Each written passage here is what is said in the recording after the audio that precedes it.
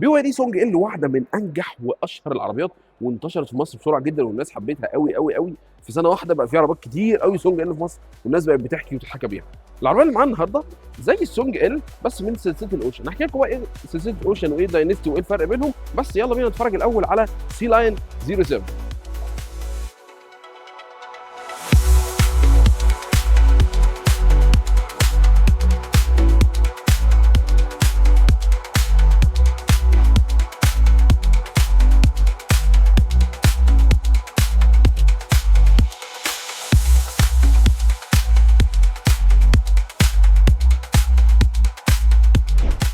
بي واي دي سي لاين 07 هي الاخت الغير شقيقه للبي واي دي سونج ال. وعشان تفهم القصه دي وعشان تفهم هي ازاي اختها وغير شقيقه ولا ايه الموضوع ده بالظبط، هقول لك يا سيدي. بي واي دي عامله سلسلتين اساسيتين، حاجه اسمها بي واي دي اوشن وبي واي دي داينستي. دول طبعا غير دنزا وليوبارد ويانج وانج وشويه الشركات اللي على جنب دي لوحدها. لا، عندنا داينستي واوشن جوه بي واي دي. الداينستي والاوشن دول بيعملوا دايما عربيات بتكون في اللي احنا شفناها في خلال الكام سنه اللي فاتوا، عربيات بتكون عكس بعضها فلسفيا وديزاين مختلف ودي ان ايه مختلف. تعال نبص مثلا على الداينستي، هنلاقي اشهر عربيه سيدان عندهم شياكه البي واي دي هان. هتروح على الاوشن الناحيه الثانيه هتلاقي السيل واقف قصادها الناحيه الثانيه بتناطحها راس براس. هتنزل تحت سنه نقول لك طب شوف في الداينستي عندنا ايه، عندنا اليوم بلس، هتلاقيهم لسه منزلين السي لاين 05 الاي في قصاد اليوم بلس. هنيجي بقى نتكلم تحت في الداينستي تاني على السونج ال، هتلاقي مين في عندهم في الاوشن السي لاين 07. بي واي دي الحركه دي عاملاها، وحركه بصراحه ذكيه قوي ذكيه قوي. ليه؟ لان هي بترضي كل الاذواق. انت ممكن تعجبك العربيه دي ما تعجبكش ستونج ال، ممكن العكس، ممكن ذوقك كده او ذوقك كده، المهم في حاجه من عندهم هتعجبك انت كده كده هتشتري من بي واي دي. فدي حركه ذكيه. حتى على فكره يعني لما تيجي هنا في الصين وتشوف الفروع بتاعت بي واي دي تحس ان هم متخانقين يعني متخاصمين. هم في بي واي دي اوشن لوحدهم، يعني الشوروم اللي احنا فيه ده ما ينفعش يبقى فيه ون بلس، ما ينفعش يبقى فيه هان، ما ينفعش يبقى فيه تانج ال مثلا ولا هان ال. لا، هو كله ايه 07 سيل، سيل جي تي، 05 سونج بلس، كله هنا اوشن. فهم عاملين ده فرع وده فرع تاني خالص، ده مكان وده مكان تاني خالص. يمكن الفرق بينهم مش بعيد، بس ده مكان وده مكان وده اداره وده اداره، وهنا موظفين وهنا موظفين. فده باختصار سريعا كده القصه بتاعت داينستي وبتاعت اوشن، وقد ايه هم عاملين نفس العربيات وتقريبا نفس الباور ترين. لما نيجي نتكلم عن السبيكس دلوقتي هتلاقي ان هي تقريبا نفسها نفس البي واي دي السونج ال، بس بشكل ايه مختلف وبدله مختلفه كده، عشان انت لو ما عجبتكش سونج ال ان شاء الله دي تعجبك. طيب كفايه رغي بقى كتير، وتعالوا نتكلم على المواصفات ونتفرج الاول على العربيه. ايه دي؟ سي لاين 07 المنافس الاول للسونج ال زي ما قلنا، بس بالشكل الاوشن. شكل الاوشن اللي هو ازاي؟ اللي هو الفوانيس الاوشن دي موجوده، شفناها في السيل، شفناها في السونج بلس، ونفس الوش اقرب الى السيل. هتحسها سيل بس اس يو في، يعني سيل بس ايه ضربت منهم وعليت شويه، فهي اقرب شكلا من القدام الى البي واي دي سيل. فلو انت بتحب السيل جات لك نسخه اس يو في عشان ما يبقاش ليك اي حجج تقول العربيه بتحك مني وما بتحكش. لا، العربيه دي عاليه سيل بس عاليه شويه. حتى لما اجي اكلمك على الدايمنشن فاين نفسنا ما بعدناش خالص عن ابعاد البي واي دي سونج ال. عندك هنا 4 متر 83 سم، فرق اصغر 1 سم من السونج ال. وعندك عرض متر 92 سم، اصغر 3 سم تقريبا من السونج ال. وارتفاع متر 62 سم. وهنا هنلاقي ان احنا لو رحنا للسونج ال هنلاقيها متر 56 سم، فهنا في فرق اعلى شويه في الارتفاع. عندنا حوالي 6 سم ارتفاع. واعتقد ان فرق 6 سم دول في الارتفاع هم اللي عاملين فرق ال 100 لتر المعمولين في الشنطه. احنا عندنا شنطه من 410 في السونج ال لحد 500 لتر في السي لاين 07.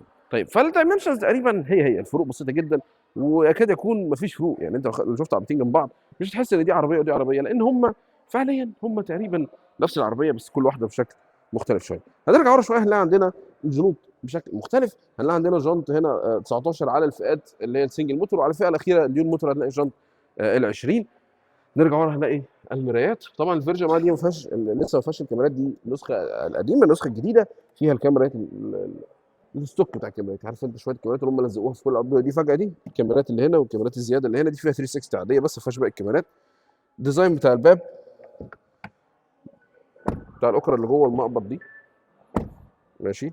ارجع ورا هنا تاني، نفس الستايل بتاع البي واي دي سيل قوي. الحته دي كده والقفله كده هي من الحته دي هي قريبه شويه من البي واي دي سيل. من الجنب هتلاقيها واخده برضو، لو بصيت حطيتها جنب السونج ال هتلاقيها نفس الفكره بتاع السونج ال، بس سونج ال كيوبيك شويه او واخده خطوطها شارب شويه، لا دي تموس. وعندنا برضو في سبويلر لذيذ هنا برضو، بس نفس السونج تقريبا، هي قريبه قوي في الابعاد والحجم من السونج، بس شكلا هي اوشن. هي اوشن يعني انا شبه السيل، انا شبه شويه ممكن السونج بلس من بعيد شويه، بس انا اوشن، انا مش داينستي، انا مش معاهم. تعالوا نبص على الشنطه، لان الشنطه بتكمل معاها نفس القصه بتاعه السيل برضو. احنا الشنطه هنا سيل خالص بقى، الشنطه هنا سيل قوي، شبه السيل جدا. التيلايت هنا مستوحى جدا، وواضح قوي ان هو متاخد كوبي من البي دي سيل. زمان احنا اول ما شفنا الفانوس الشكل مختلف شويه من البي دي سيل، كان شكله ملفت قوي. احنا في حاجه شبهه تقريبا، او ده ديزاين قريب قوي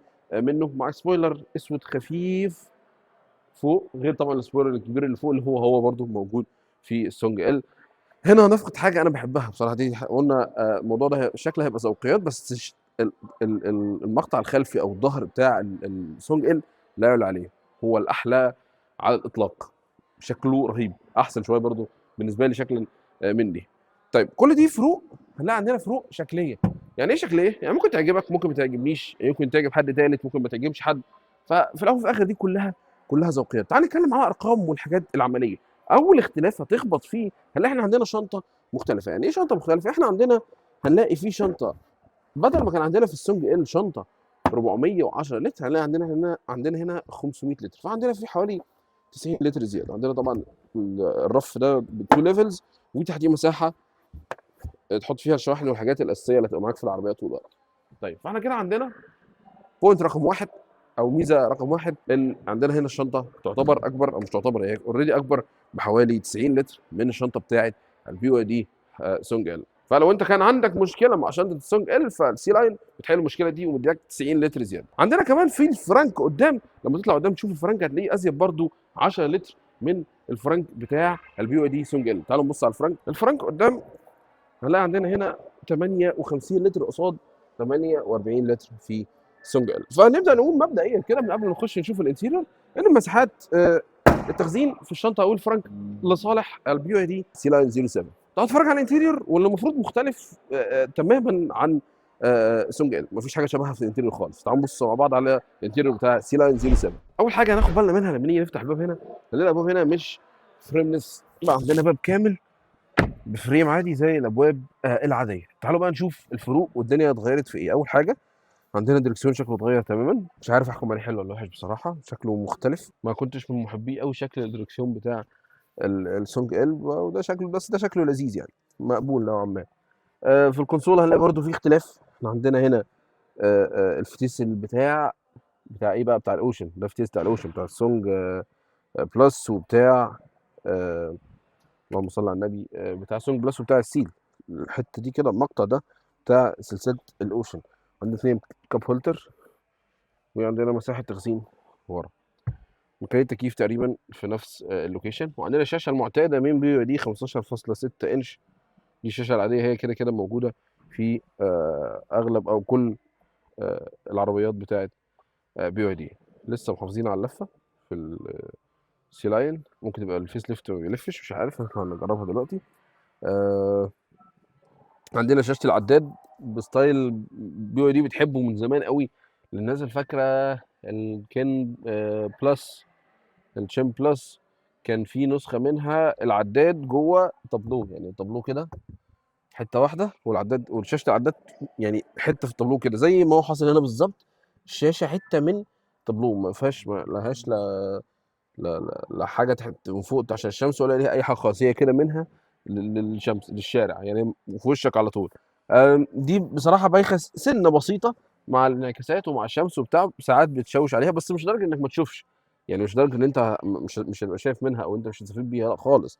بس برضو تحسها ايه، مش مدياك الفول اوباسيتي كده، انت مش شايف واضح 100%، لا تحس ان في شويه شمس كده، شويه انعكاسات، واخد يعني انا وانا قاعد دلوقتي انا شايف نفسي اصلا في الشاشه بتاعت العدادات. فمش عارف، دي نقطه مش عارف هتضايق الناس ولا لا عمليا، بس هي شكلها حلو، يعني شكلها مختلف، ان انت ما عندكش الحته بتاع ان عندك عداد، لا انت العربيه كلها الطابلوه كله يعتبر خط واحد وشكل واحد. في بقى حاجه عجبتني وحته ستايل عجباني قوي هنا في العربيه دي، الباب متعوب عليه ومشغول عليه حلو قوي. انا عارف ان هو كان ممكن يعملوه سهل قوي، ويعملوه زي السونج ال، او زي السيل، او زي اي حاجه قديمه، او اي حاجه موجوده. لا الباب هنا مختلف، ويعني بص في فراغ كده هنا مختلف، ومسكه الايد فتحه الباب مختلفه. طبعا الفتحه هنا مش بزرار زي السونج ال، لا فتحه الاوكرا العاديه اهو، فتحه زي اي عربيه. بس انا الجاب دي عجباني، الفراغ ده حلو، الحته دي كده شكلها ستايلش وشكلها حلو وانا مبسوط بيها. يعني حاسس إني راكب عربيه مختلفه، يعني ها في اختلاف الحمد لله في العربيه. فاوفرول العربيه من جوه مش هتحس باختلاف كبير قوي قوي قوي عن عربيات بي واي دي، وبالاخص لو انت متابع لسلسله الاوشن. فالتابلو ده موجود في البي واي دي سيل الجديده، الفتيس الموجود في السونج بلس، وموجود في السيل برضو. يعني مش هتحس الموضوع العربيه مش شكلها مش غريب عليك، يعني شكلها طبيعي. عندنا هنا السنسور بتاع بيشوفك صح ولا نايم عشان يديك اي تنبيهات او اي حاجه لو انت، ده برضو موجود في السونج ال. فزي ما قلنا هي العربيه دي هتلاقيها سونج ال، يعني حتى هنتكلم عن المواصفات دلوقتي هتشوف العربيه هتلاقيها من جوه، او يعني داخليا، مش داخليا اللي هو الانتيريور، داخليا كسبيكس هي سونج ال. بس ايه، مغيرين شكلها، لاعبين في كل حاجه شويه، نفس اجهزه الكاميرات، نفس كل حاجه موجوده، هي كل حاجه تقريبا هي نفس العربيه. تعال نشوف مساحات ورا، وانا متوقع ان هتلاقي نفس المساحات، لان احنا كده كده ما عندناش اي تعديل في الدايمنشن، فبالتالي مش هيبقى في تعديل في المساحات. بس مش شنطه اكبر. تعال نشوف في تضخم شويه ولا لا. تعال نشوف. بس عموما هي دي كده نظبط الكرسي على قعدتي. تعال نرجع ورا نشوف المساحات عامله ايه في السي لاين 07. بنرجع ورا في السي لاين 07، هنلاقي القعده مريحه كالعاده، واسعه كالعاده زي ما احنا متعودين. الليج روم واسع جدا، الهيد روم يعني كويسه. الناس اللي كانت بتحب السيل وكان عندها مشكله، انا مثلا كان عندي مشكله مع الحته دي في السيل بصراحه، السقف كان واطي قوي. فاللي حابب شكل السيل وعايز عربيه اس يو في ياخد العربيه دي. بيبان ورا بتكمل بنفس الطريقه اللي مش رخيصه. يعني انا عاجبني ايه، عاجبني ان هم مفيش استسهال. يعني طريقه الباب دي، تفصيله الباب دي ما فيهاش اي نوع من انواع الاستسهال، لا شكلها جميل ومختلف ومميز بصراحه. العربيه مميز، حتى الناس اللي قاعده في ماسكه يعني. انا عجباني الحركه دي بصراحه. الكراسي، وجيب الكراسي العاديه، ونيجي هنا نلاقي فتحتين بتوع التكييف. تحت هنا في واحده يو اس بي، واحده تايب سي. ننزل الارمريست هنا، شياك، حركه في الشياك. نفتح هنا نلاقي مكان تخزين، ما حدش بيخزنه وما حدش بيفتحه اصلا ده. وهنلاقي هنا اتنين كاب هولدر بتوعنا العاديين. وبارك الله فيما رزق. مفيش اي تنازل في الخامات ورا، وده شيء انا بحبه بصراحه من البي واي دي. تعال نشوف عاملين الحركه اللي بيعملوها كل مره ولا لا. عاملينها طبعا. الحركه المعتاده من بي واي دي بقى بيعمل ايه، بيروح عامل الشباك الازاز اللي قدام دبل، والازاز اللي ورا يعمله عادي. هو بيدلع اللي قدام بس، يقول لك انت اللي دافع، يروح عامل الازاز اللي قدام دبل واللي ورا سنجل. فانا قلت يمكن ما عملوش كده في العربيه دي، لا بس طلعوا عملوا يعني عاملين نفس الحركه بنت اللذينه بتاعتهم، ان هم مخلين الازاز هنا سنجل مش دبل. اوفرول المساحات هتعجبك ومريحه، وهي تقريبا زي السونج ال. لو انت ركبت السونج ال هتبقى انت ركبت نفس السي لاين 07. لو انت عايز تجربها او تبص عليها، لو ركبت سونج ال صدقني هتبقى هي نفس القعده. هي كل حاجه تاخد ثلاثه كويسين، مش هيبقوا مفعوصين يعني. اكيد مش اوسع حاجه في الدنيا، لو بخص لو بقى حجم انا كده، بس هتاخد ثلاثه كويسين، مش هيبقوا قاعدين مزعوجين او متضايقين. طيب كده احنا يعني خلصنا الانتيريور، والانتيريور سهل جدا وبسيط جدا ومش هيفرق كتير زي ما قلت لك عن السونج ال. الانتيريور موضوع مهم قبل ما نطلع بره. شكل الانتيريور هنا في لونين بس، يعني في لونين بس، اللون ده واللون اللي هو شبه الاورنج ده، او الشبه اللي كان موجود فيه السونج ال. انا كنت بتمنى يبقى في لون زي لون مثلا الرصاصي الجراي اللي هو بتاع السيل ده، بان هو احنا بنتكلم في الوان اوشن. كنت اتمنى يبقى في لون جراي شبه بتاع السيل كده. بس يعني الاسود مش وحش، انا اول مره بشوفش الاسود رخيص. يعني هو هنا في اسود، بس الاسود ده مش رديء، فماشي حاله. مش حاسه اسود رخيص. في عربيات اما بنروح ناحيتها اسود او اجي اركبها سودا بتبقى رخيصه، بقى باين ان هي عربيه رخيصه، ما بستلطفهاش خالص يعني. فخلاص كده خلينا نطلع نتكلم على سبيكس ال 07 اللي هي سبيكس السونج ال. احكي لكم عليها، وبعد كده احكي لكم على تجربه السواقه بتاعه السي لاين 07. يلا بينا. بي واي دي السي لاين حتى في ترتيب الفئات بتيجي تقريبا نفس الفئات بتاعه البي واي دي السونج ال. يعني هنلاقي في الاول عندنا الفئه التعبانه اللي هي ال 71.8 كيلو وات، اللي هو ما حدش اشتراها لا سونج ال ولا حد اشتراها في السي لاين. اللي بتمشيك بقى مختلف الرينج هنا شويه، بتمشيك هنا 550 كيلو مع موتور صغير برضه نوعا ما، 234 حصان، يطلع 380 نيوتن متر، بيخليها تسرع من 0 ل 100 في 7.9 ثانيه. وده اكسلريشن اعلى شويه من السونج ال في نفس الفئه دي. السونج ال الفئه اللي تحت خالص ده اكسلريشن اعلى حاجه بسيط. طيب الفئه دي زي ما قلت في كل فيديو مالناش دعوه بيها، محدش بيشتريها اصلا، لا هي لا في الصين ولا في مصر، مالناش دعوه بالفئه دي، حطها على جنب. هنتكلم على الفئتين اللي بعديهم اللي هم زي الفئتين الموجودين في السونج ال، اللي هي بتنزل فئتين بنفس الموتور وبطاريات، فرق بسيط في الكماليات والاوبشن. الفئتين دول بيجوا بنفس الموتور بتاع السونج ال 313 حصان، فاحنا هنا العزم بيوصل ل 380 نيوتن متر، ده بيخلي الاكسلريشن فرق جزئين من الثانيه، بدل 6.9 في السونج ال هنلاقيه 6.7 في السي لاين 07 مع بطاريه اصغر شويه، وانا مش عارف ليه، بطاريه 80.6 من بطاريه 84، فرق حوالي 3 كيلو ونص، 3 كيلو وات ونص، بيخلي فرق الرينج بدل ما هو 662 في السونج ال بيخليه 610 في سي لاين. ودي اول بوينت ممكن ناخدها بالماينس على سي لاين 07. احنا عندنا هنا لو انت هتشتري سي لاين 07 فانت بتضحي ب 50 كيلو من بتوع الرينج بتوع السونج ال. قصاد كده عندك ايه؟ عندك شويه مساحات زياده ورا بسيطه، مش عارف 100 لتر بسيطه ولا لا، انت اللي تقول، انت اللي تحدد حسب احتياجك. وعندك اكسلريشن احسن 0.2 سكند، ما اعرفش ده رقم مقنع ولا لا بالنسبه لك، بس القرار ليك في الاخر. ونتكلم على الفئه الاخيره وفئه الوحش بقى، فئه ال 530 حصان الديول موتور. الموتورين دول مع بعض بيطلعوا 690 نيوتن متر، بيخلوا العربيه دي قادره تسرع من 0 ل 100 في 4.2 ثانيه، مع نفس البطاريه ال 80.6 بتديك هنا رينج 550 كيلو متر، والرينج اقل شويه ده طبيعي جدا جدا جدا على الموتورين. احنا عندنا موتور تقريبا قوته تضاعف. خلي بالك برضه احنا بنتكلم على عربيه مش صغيره وعربيه مش خفيفه، وزن العربيه دي بيبدا من 2 طن 150 لحد 2 طن و300 على حسب الفئه اللي احنا هتختارها. طيب كده احنا خلصنا الارقام، ونلاقيها برضه قريبه جدا من البي واي دي سونج ال، تكاد تكون تقريبا هي الفرق يعتبر بسيط وممكن يهمل بسهوله مع العوامل الجويه ودرجات الحراره وي وي وي وي. ممكن الحاجات دي انت نعمل نفسنا مش شايفينها لو انت عاجباك السي لاين ال 07. طيب تعالوا بقى احكي لكم على تجربه السواقه في السي لاين 07، واللي ما فرقتش كتير عموما مبدئيا كده عن تجربه السواقه في البي واي دي سونج ال. يلا بينا.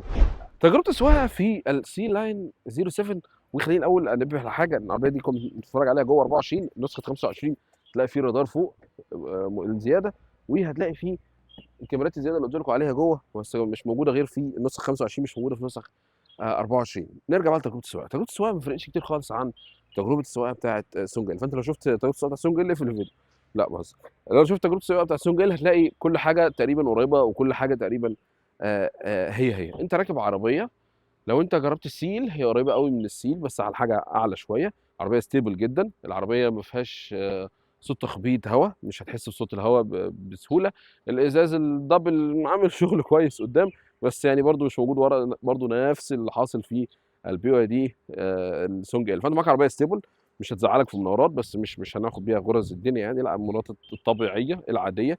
طبعا هي تتفوق على البي واي دي سونج بلس مثلا في المناورات وفي الاستابيليتي والباد رولينج. الباد رولينج ضعيف جدا على العربيه، زي ما قلت لك الشكل ده اصلا متوقع منه، او نفس الكلام برضو قلناه في السونج ال، الشكل اللي هو زي الكوب ده ما انتش متوقع منه ان هو هتسمع منه صوت هواء عالي، وتتوقع منه ان هيكون في باد رولينج عالي، لان احنا عربيه تعتبر نوعا ما صغيره. انظمه التعليق احنا عندنا قدام دبل ويش بون وورا مالتي لينك، لان الموتور كده كده دافع خلفي، فالسسبنشن سيستم هنا ونظام التعليق عامل شغله بيرفكتو، عامل شغله صح، الاوزان متوزعه صح، العربيه لذيذه في السواقه، مش هتحس بيها بتاثير او مش هتحس بيها في مشاكل. فلو انت جراي وعايز حاجه اس يو في، انسب حاجه ليك لو انت بتجري وعايز حاجه واسعه بالمساحات دي، احنا بنتكلم في شنطه 500 لتر، السي لاين بالنسبه لك كويسه. لو انت بتحب السيل او جربت السيل وعجبك السيل ومش وده منها عشان الطرق او عشان المطبات، فالسي لاين بالنسبه لك جدا. لو انت معاك سونج ال او بتحب السونج ال او بتفكر تشتري سونج ال بس مش عاجبك شكلها قوي، فبرضه سي لاين تقريبا هي البي واي دي السونج ال. في النهايه خليني اقول لك ان السي لاين 07 زي ما بقول طول الفيديو هي كوبي من البي واي دي سونج ال، فلو انت بتحب النوع ده من العربيات او الفئه دي من العربيات فهي اختيار كويس واختيار منافس لسونج ال. زي ما قلت لك هي بي واي دي بتحبسنا كده، انت مش عاجبك السونج ال طب خد السي لاين 07 وبس كده. ده كان ريفيو تفصيلي كامل عن بي واي دي سي لاين 07.